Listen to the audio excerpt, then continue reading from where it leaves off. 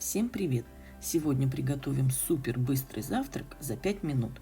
Все, что нам понадобится, это кусочек хлеба, кусочек колбаски, немного сырка, 3 маленькие помидорки, яичко, чуть-чуть молочка, капелька майонеза, кетчупа и соль со специями. Итак, приступим.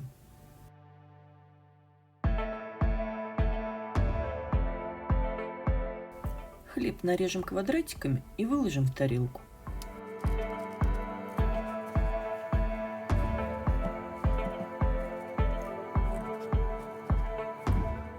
Добавим майонез и кетчуп и все хорошенечко размешаем.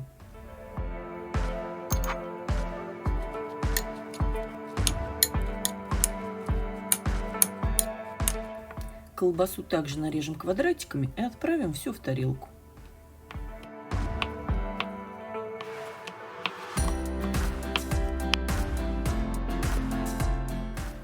Разрежем наши помидорки и выложим их на колбасу.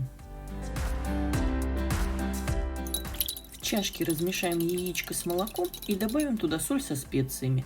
Все хорошенечко размешаем и выльем в нашу тарелку.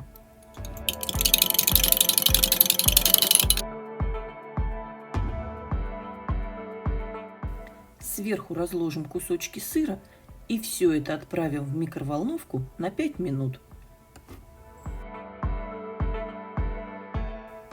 Все, наш завтрак за 5 минут готов. Всем приятного аппетита. Пока-пока.